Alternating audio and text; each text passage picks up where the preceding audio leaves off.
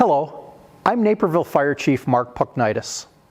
A recent change to the statewide stay-at-home order requires everyone to wear a face covering in certain situations to help slow the spread of COVID-19.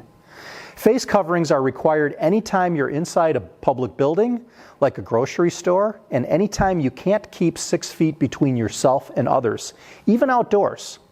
This requirement went into effect on May 1st. As first responders, we know the importance of using personal protective equipment, or PPE, like masks and face coverings.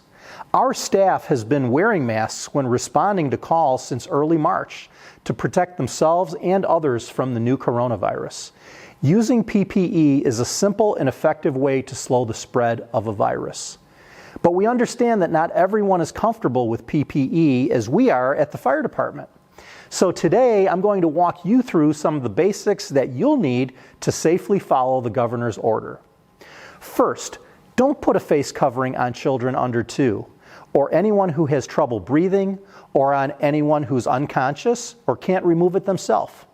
Face masks like this N95 mask are traditionally used by healthcare workers and first responders that are regularly coming into direct contact with people who are sick.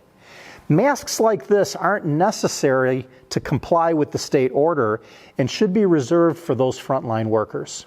Surgical masks like this will work well to help slow the spread of COVID-19, and so will cloth face coverings.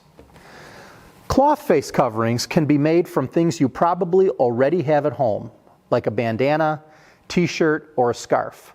The CDC's website is a great resource to visit if you need help making a face covering.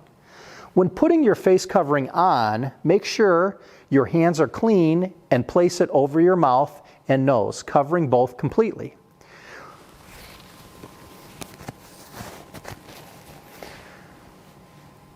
When you take your face covering off, wash or sanitize your hands first, and then make sure the covering doesn't touch clean parts of your face.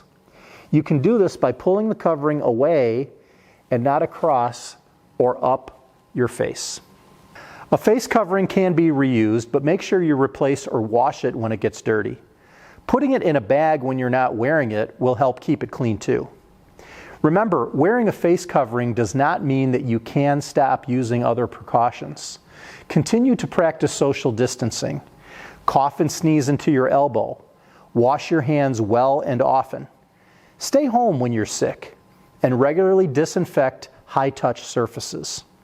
We need to use all the tools available to us to continue the progress we've already made to slow the spread of COVID-19. Thank you, and stay safe.